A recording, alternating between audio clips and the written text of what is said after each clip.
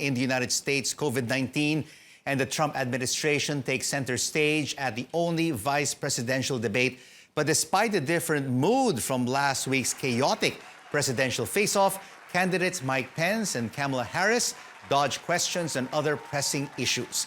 The two were not only divided in various matters, but literally because of the plexiglass barriers on stage. CNN's Camila Bernal joins us now live from Salt Lake City. Camila, thank you so much for joining us on The Final Word. We have a news that just came in, and the debate commission says the next presidential debate will be virtual. So what did Mr. Trump and former Vice President Biden have to say?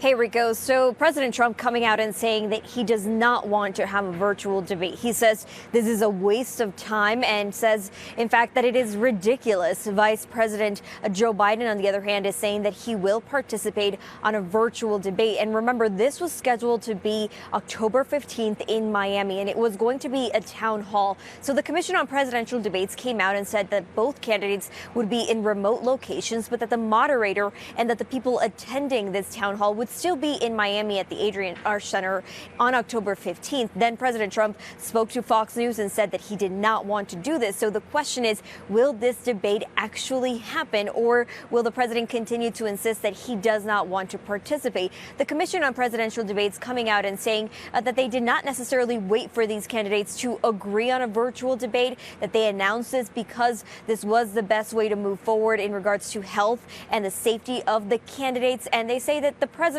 has a right to refuse debating. Jimmy Carter did so in the first debate, then he participated on the second debate. So there is some sort of precedent to people not wanting to participate in debates, and President Trump, as of now, is saying he does not want to do it, Rico. All right, so we'll have to wait and see over the next week if President Donald Trump will change his mind about the second presidential debate. Let's now take a look at the vice presidential debate. What were some of the flashpoints during the Pence and Harris debate?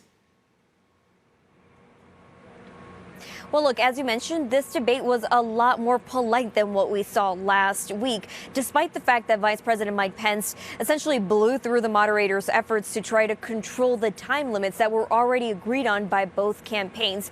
Overall, though, both of them staying on message. That's exactly what the campaigns wanted, and that's exactly what they got in terms of the delivery of the talking points and on the issues that are important to both Democrats and Republicans. But the theme of the night was avoiding those questions. Like, for example, when both of them avoided the question of transfer of power, the transfer of power between a president and a vice president. The specific question was if they had talked to their running mate about the possibility of this happening, because, of course, these are two presidential candidates in their 70s. We are in the middle of a pandemic, and that was a big question, not only for the debate, but for the American public. And neither one of them chose to answer that question. They did, in fact, talk about many other things, among them the pandemic, the economy, health, everything that revolves around COVID-19 and the safety of Americans. They talked about the Supreme Court of race relations in America. They brought up Breonna Taylor, George Floyd. They talked about the environment. And so overall, this was a debate, as we expected, full of substance, full of debate, hearing about the issues from the candidates. And that really was what so many people were looking forward to. And now what's even more relevant is that this could even be the last debate where we see two candidates face to face in person debating and letting the American public know what they stand for when it comes to 2020.